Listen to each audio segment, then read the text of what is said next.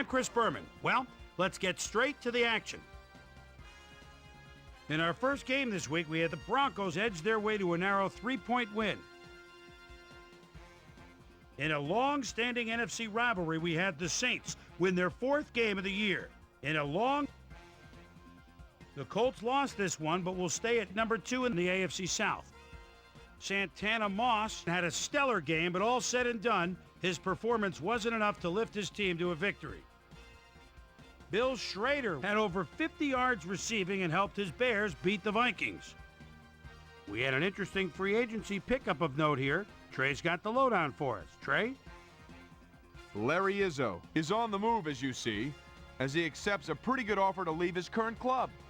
6 years, $3.8 million, plus a $1.1 million signing bonus. Sammy Morris will also have a new address for a while as he signs a 4-year contract with the Vikings. Cowboys, Seahawks. Sean Alexander would certainly like to help his team get into the end zone. And he's set 7 yards behind the line of scrimmage. Now looks to bounce outside, does so, gets a block, touchdown, 10 yards. The Seahawks go on to win this by the final score of 21-14. Down in the fun and sun of Jacksonville, we had the Jaguars edge their way to a narrow 3-point win. Over in Raljean, Maryland, we had the Redskins squeak to a 1-point victory. We had a big injury in this one, and Trey has the lowdown for us. Trey?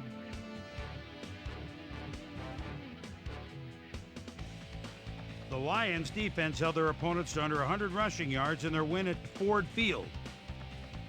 The Browns lost at home and will have to hit the road to meet the Bills.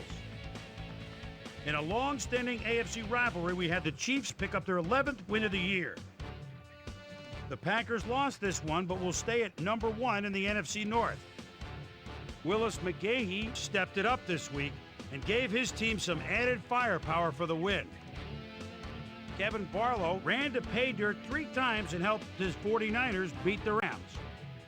By the warm waters of Tampa Bay, we had the Buccaneers fall by 10 points. And last but not least, we had the Bengals come away victorious. All right, Chris, thanks. With the playoffs a little more than a month away, things are starting to get real interesting when it comes to seeding and the races for the division crowns. Let's start things off by taking a look at the AFC. And now checking things out over in the NFC playoff race. So that's how we stand to this point. Still lots of jockeying left to go as we get this thing sorted out for January. So that'll do it from here. Boomer, we send it back over to you. So that'll just about do it. But before we go, I'm going to toss out a few game balls to my prime-time players. Each and every one of these men had a week to remember. That'll do it, sports fans. I'm Chris Berman, and thanks so much for joining us here in the Bristol studios. We'll see you next week right here on ESPN, the worldwide leader in sports.